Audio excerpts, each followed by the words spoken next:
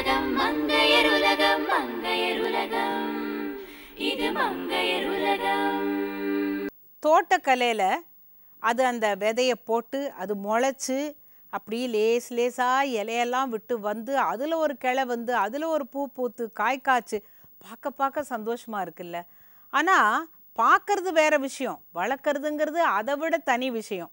எப்படி வளர்க்குறதுங்கிறத கற்றுக்கிட்டா ரெண்டுமே சந்தோஷமானது. பாருங்கள். வணக்கம் நேயர்களே. போன வார நிகழ்ச்சியில் கிராஃப்டட் பிளான்ஸ், அதாவது வந்து மரக்கன்றுகளோ அல்லது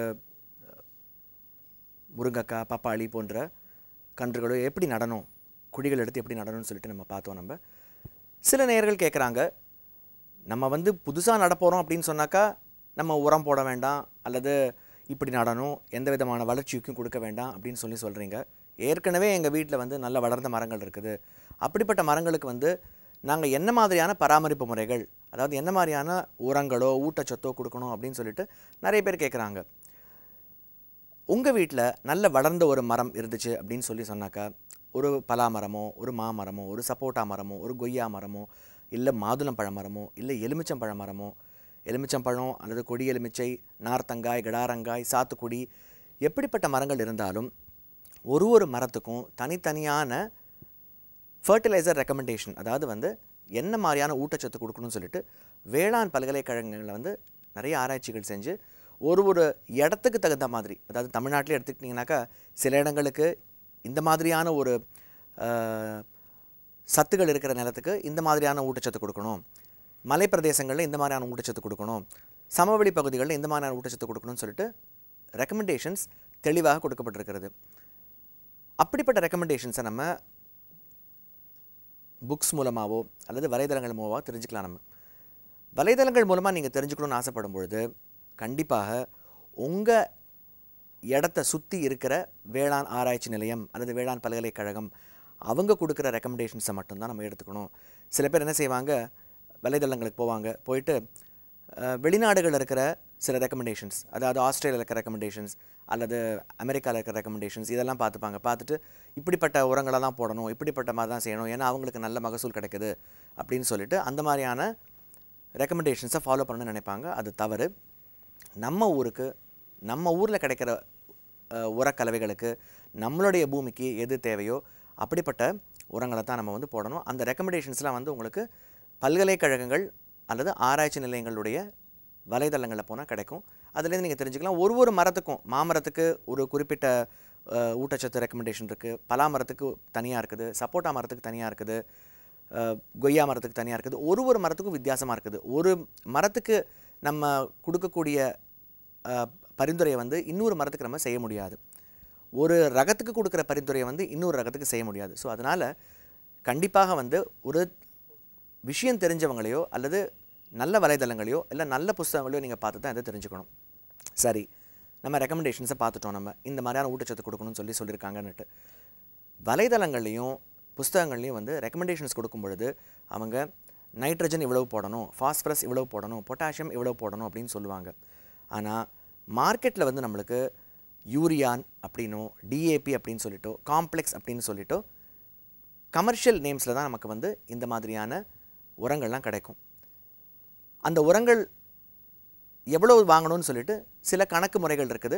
விஷயம் தெரிஞ்சவங்கள்ட்ட நீங்கள் இந்த கணக்கு முறைகள் கேட்டிங்கனாக்கா, எத்தனை யூரியா போடணும், இத்தனை நைட்ரஜன் வேணும்னாக்கா எத்தனை யூரியா போடணும், இத்தனை பாஸ்பரஸ் நம்ம போடணும்னா எத்தனை சூப்பர் பாஸ்பேட் போடணும், அல்லது எத்தனை கலப்புரங்கள் போடணும்னு சொல்லுவாங்க.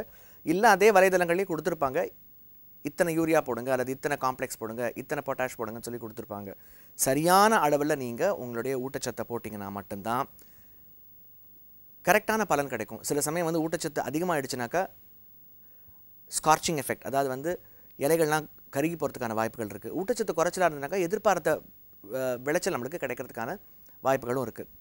சரியான முறையில் நீங்கள் உங்கள் ஊட்டச்சத்தை தேர்ந்தெடுத்து போட வேண்டிய காலம் இது. ஊட்டச்சத்து என்னங்கிறத நம்ம வலைதளங்களில் பார்த்துட்டோம்.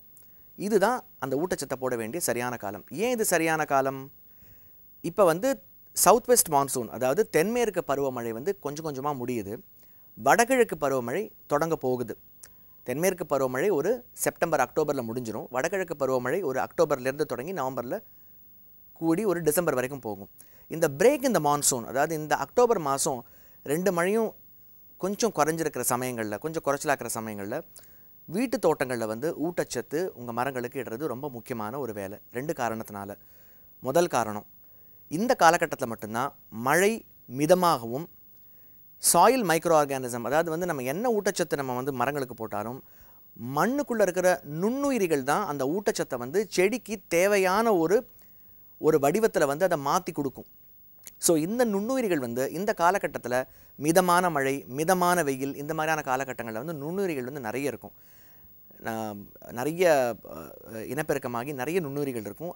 அந்த நுண்ணுயிரிகள் உடனடியாக வந்து நீங்கள் இடும் சத்தை வந்து செடிகளுக்கு எடுத்து கொடுக்கக்கூடிய வாய்ப்புகள் அதிகம்.